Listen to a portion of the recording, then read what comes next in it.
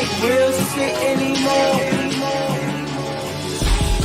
You have to have these difficult conversations. He would have used that. These are complete restructuring. In a democratic process, had political influence. Once the viewers engage and look at what is being presented to them, they'll have a better understanding of that question. Can you hear me now?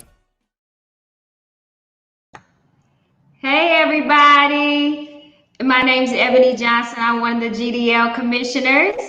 I'm Dr. Bruce Strouble, another GDL Commissioner. We coming to y'all live to do a fun sparring session. For me, I'm getting my feet wet a little bit tonight and testing the debate waters.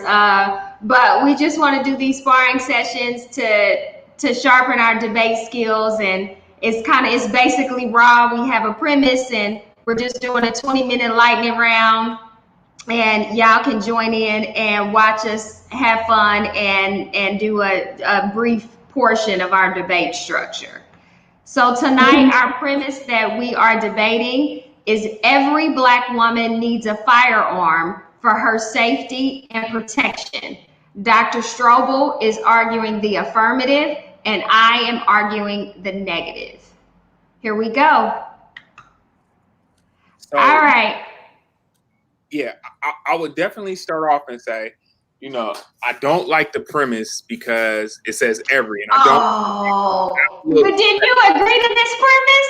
See how people start out? I wasn't paying full attention to that part that said every, because that would mean that every single Black person that is born a woman needs a firearm. But I'll go with it, right? Every day on social media, I hear concerns from Black women asking who's going to protect them. And a lot of times you throw at Black men as calling them to task. And I 100% agree that Black men have to do a better job protecting Black women. However, that's short-sighted. Ultimately, protection of women and children in any community is a community responsibility. And when we're talking about protection in this modern day and age, guns are an appropriate tool. Firearms are an appropriate tool to defend yourself from people who are trying to harm you. Now, they have other purposes, but one of those purposes is self-defense. A hammer has multiple purposes, and you can use it for self-defense. We're not going to say people shouldn't have hammers. A chainsaw, multiple purposes. It could be dangerous if used wrong, but if you want to solve a problem that requires a chainsaw, you would use one. Same thing with the gun. All right, here is my issue with this. More than 90% of Black female victims were killed by men they knew, and most of them occurred in the heat of an argument. So when you ask me to use a gun for my own protection and safety, are you saying that I should use a gun to kill my loved one? So I'm not saying you should use a gun to kill anyone. I'm saying that you having a firearm gives you a better chance to protect yourself in a situation where someone's trying to harm you. And we're not just talking about someone, we're talking about loved ones. More than 40% of Black women experience physical domestic violence from their intimate partners. So it ain't strangers, it's people we know. Fair enough. And again, these are situations where you have to be able to make, life-changing decisions. Some of those Black women who were murdered by their intimate partners, perhaps they would have been able to defend themselves if they had a firearm. In every case, that's not going to be the situation. But ultimately, just the notion of people being armed changes the perception of how people are going to deal with you. I'm going to say something. Elaine Brown, who used to be, she was once one of the leaders in the Black Panther Party. I heard her speak at a panel once, and she talked about how despite that there was misogyny and sexism in the Black Panther Party, but she said that the women who were armed, it played an equalizing force, because you couldn't just roll up on a woman who was equally armed and trained as you and treat her any specific kind of way. It changes the protocols. It levels the playing field. It may level the playing field, but what do you say to last month, the case of the former boyfriend of an Alabama police officer coming into her apartment and killing her in a domestic dispute? He was 24 and she was 27. She was clearly armed and very capable. Yes. That didn't level the playing field for her. She is now dead and they are in their 20s, and both of them had firearms. And again, it is somebody that you know, a domestic partner. So when I talk about protecting myself and feeling safe, if the issue is I'm sleeping with the enemy, and your answer is then I need to get a gun, I got a whole situation going on that is not going to help me, because this is a man I know. This is a man that I love. So what am I going to do if most of my killers, and not just killers, if most of the people who cause me physical harm, emotional, mental abuse are men that I love and claim to love me? How is a gun going to protect me? So ultimately, how does a gun protect anyone is what you're asking, right? And again, no, I'm not asking anyone, because it's very situational. I'm saying with my lover, with my loved one. Situational, right? Keywords is situational. If a person is trying to kill you, your lover, or anyone else, you now have given yourself another option for self-defense. If you remove the gun from that situation, you do not have that option. You are at more of a disadvantage. So I'm not saying it's a cure-all. It's not going to solve every problem. It simply gives you another option in your own personal self-defense, whether that be from a loved one or anyone who is trying to harm you. And that's it gives me another option, but it also gives me a case to be someone who's going to kill another black man. And I don't want to be a part of killing more black men. So you would rather die yourself to protect a black man who's trying to kill you? I'm not saying in every situation that I would rather die myself, but I don't want both of us to be dead. I don't want both of us killing each other. So we're going to have more and more statistics of either I killed him or he killed me. That don't work for either one of our communities. If we could agree that people who are near killing each other shouldn't be in relationships with each other. However, that does not eliminate all the different types of crime and the acts that happen against black women. And particularly, there are several situations where if a woman was armed, she would have a better chance of defending. You saw the situation that was popular on social media the other day. The young lady was at the gas station, I believe, and a man assaulted her. Yeah, I did. After he struck her, he tried to attack her again. He probably was going to kill her. She had no choice. That's a reach, because you can't say that he was going to try to kill her. He didn't have a firearm himself. At least he didn't display one. So that's a real reach. A man does not need a firearm to kill a woman, and I think okay, so stop right there. If a man does not need a firearm to kill a woman doesn't need a firearm to kill a man. My body can be used as a weapon, so I don't need a firearm necessarily to protect me. Improve your chances of self-defense against a person who may be, and in many cases would likely be, larger than you and possibly stronger than you. If that is the situation, a firearm would level the playing field. But a firearm did not level the playing field, again, for that Alabama police officer who was 27 years old and her former boyfriend killed her. She had a firearm. She's a trained police officer. That did not scare him. He came to her home and killed her. They weren't in his home, but that's one of many. I know plenty of women. Sit there and allow people to abuse them while they had their firearm? I know plenty of women who have never been in a situation where they have needed to use a firearm. However, I know plenty of women who've been in a situation where they have been abused domestically by their lover. So should your wife have a firearm in case you flip out one day? My wife does have a firearm. But does she have it with the intentions of using it against you? It's for self-defense. Okay, but what I'm saying is most violence is domestic. We get into disputes with people we know and love. So the self-defense is against you, possibly. It's against anyone trying to attack her or these children. Anyone, but mainly including you. Because that it is anyone. But let's put first things first. My main issue is the people I know.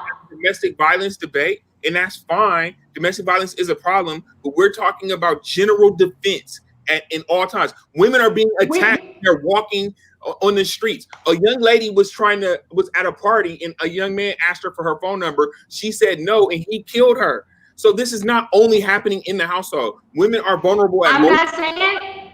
So no one is vulnerable at multiple times in their life, and this is one way to make them more resilient in these situations where there's vulnerability otherwise. But the premise is that every Black woman needs a gun for her safety and protection. And what I'm saying is, do you want me to use a gun for my safety and protection against you? You talk about this person at this party. Are not mutually exclusive. The premise does not require you. The premise does not require you to shoot your boyfriend. That you can. I didn't say that it does. I can have my position, Bruce. You can't tell me what my position is. What I'm saying is, when you. I'm telling you that the way you're trying to frame it is not responding to the premise. That has it isn't but here again, I don't need you to mansplain it to me. This is my point of view as a woman. Arguing is mansplaining. I don't know what else you would like me to do. It's not an argument about you mansplaining. I'm talking about the way that I respond to the premise. Let's leave those weak terms out of it, because that doesn't mean that's not a weak term. It's explaining my position. So if that and so am I. So am I. It's not a weak term. It's an experiential term that many women know exactly what time it is. The other thing that I'm saying, you brought up, which I can state the position that I choose and respond to this premise the way that I choose. Your position. You brought up that there was this woman at this party and all these other things happened. Again, more than 6. I'm just saying you brought up that as an example. Yeah. What I'm saying is that over 60% of female victims are stalked by intimate partners. Correct. So again, it continues. You're being upset about or arguing against the way that I'm coming at this premise, which you just did. People can check the footage. But the reason why I'm bringing up intimate partners is because when we talk about me as a Black woman needing protection and safety, correct. Who do I need that protection and safety from? Again, anyone, yes. Anyone who's trying to assault you or hurt you. Anyone, but those high numbers are men that I know. They're lovers. Yes, you need to protect yourself against men that you know, because they also may be rapists, murderers, child molesters, and people. But the data proves that they are. So what I'm saying is, in that scenario, protect yourself from them as well. But we're not saying do I need to protect myself. We're saying if I need a gun in order to do it. That's the premise. A gun gives you another option of higher ability to protect yourself in many scenarios. In many scenarios, yes, but also knowing how to use my body and de-escalate violent situations and arguments. And though in many of those situations, what I hear from you now is saying that if Black women knew how to use their bodies and de-escalate violence, then they wouldn't have these high numbers. I didn't say that. I didn't know. Don't add that part to it. What was the relevance? The reason that I said that, you shouldn't put words in my mouth. The reason that because I didn't say that. I didn't say that. In the premise. I didn't say that. I said using my body, and what I was referring to in using my body is a form of self-defense. That's what I was referring to, okay. And which you did not let me finish. I'm using my body as a form of self-defense so that I do not get myself in a situation where I don't want to kill my lover. I don't want to kill my brother. I don't want to kill my uncle, my father. Having a firearm does not mean that you have to kill someone. But it is more likely to happen in a heated, escalated argument. It is more if I have it. If you use a firearm and you are untrained, having a firearm can de-escalate a situation.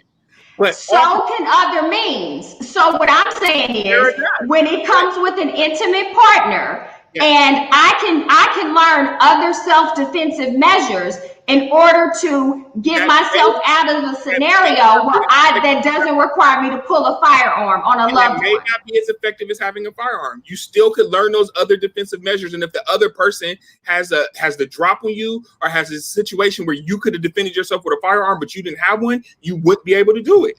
So if more households in the Black community had firearms to use against each other, in the situations where the high numbers, again, support domestic violence, if more of us had those, then what are we going to do? Kill each other up?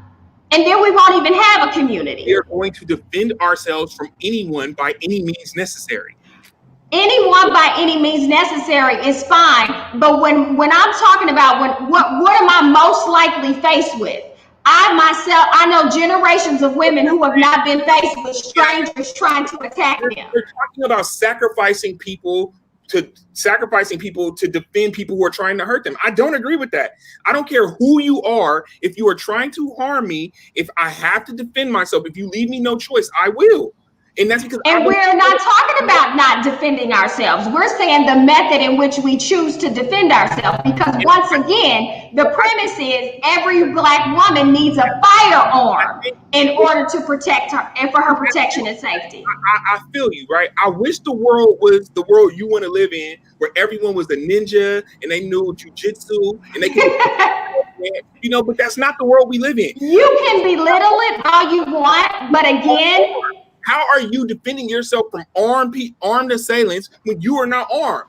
Bruce, in how many scenarios does that happen? So again, I'm pointing to factual statistics and numbers that tell me more than likely, factual statistics and numbers, even from rape, more than 21% of Black women are raped in their lifetime, and most of those rapes occur in intimate partnerships. So once again, those are more than likely scenarios. Because we don't have a statistics to say if those Black women had firearms, would the statistics still be the same? So you're pretty much making my point for me. You're saying no, I'm not actually. What I'm saying is don't know how to fight. Those women may be able to fight. That may not have stopped them from being raped. A firearm might. Well, in that case, Bruce, now you're reaching. In that case, what's going to save me from bio warfare and nuclear warfare? If you want to talk about any and everybody, people who want to bomb and put stuff in the air and poison people,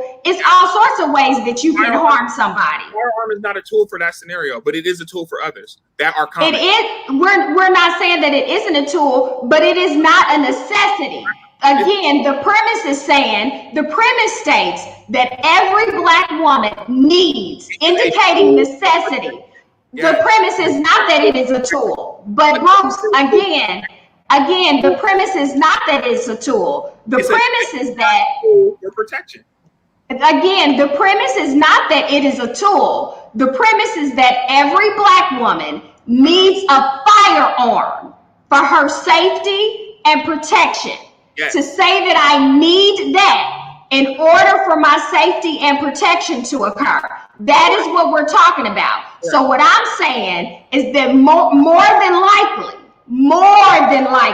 the scenarios that any and every Black woman that I know will more than likely be in a scenario where she will be with a loved one. They have to kill a rapist or an abuser. I'm sorry. But by any means. If Black women have to be assailants, then those people have to die. Hands off of Black women. Don't hurt Black women. Protect Black women. Whatever we have to do, it has to be done. Okay, so then if you want to protect Black women and you're the abuser, then what do you need to do? The abuser should not hurt Black women. I don't understand that question. Okay, so what do you need to do? If the person who is abusing me the most is my own family members or my loved ones, then what is it that they need to do? Because if they're the ones who are okay, so what is that? That's relevant. The reason that it's relevant because if I need safety and murderer to say I shouldn't have murdered you, no. What I'm saying. That's not logical. If the person's coming to what I'm saying. Say, hey, you shouldn't kill me. You need to defend yourself. And you're what I'm saying is if I need to defend myself against my family members, then there are other ways that we need to address those mental and emotional health issues that are going on within our community. That also, brother, is a form of defense. That is a form of defense. You need to be able to protect yourself by any means necessary. So I'm not saying don't protect myself by other means, but 9 times out of 10, just like that former Black police officer who was 27 and dead by her 24-year-old boyfriend who came in her apartment and killed her with the firearm, then in that situation, having a firearm did not level the playing field for her. An example where having a firearm did. So ultimately, but what I'm saying, you can say that, Bruce, but what I'm saying is we're talking about what I need, my necessities. So if we're talking about a Black man that I know and love, that is more than likely, because we need to talk about more than likely situations, that if he is the one that's going to... Anything, I don't care if you love him, defend it your... It isn't about that. I'm saying, what is it that Black man needs to do in order to protect, for my protection and safety as well? What does the Black man need to do for your protection and safety? That's what you're asking. If he is the one, That's what I started off with. It's a community effort. We can't just say Black man. Again. Some of these people are mentally corrupted. Some of these people can't. Okay, so then by your own account, that's the time. So we need to end the debate. But thank you, Bruce. Thank y'all for watching. Bruce, thanks so much for letting me doing a sparring. Thanks so much for letting me get my feet wet and do a sparring match. I appreciate it. I was really nervous, so I appreciate it. You did great, though. I was really You did. All right. Peace, y'all. Tune in for next week, August 13th. We're going to have a debate, GDL 8 with Esther Anglande and Linda Spence. They are going to be talking about if spanking Black children is it harmful to them, Bruce? Goodness, I need to get the words together. Spanking Black children has a negative effect. They'll be debating that. That's going to be a great one. We got two. Yeah, next Thursday. All right, peace, y'all. Peace, everybody.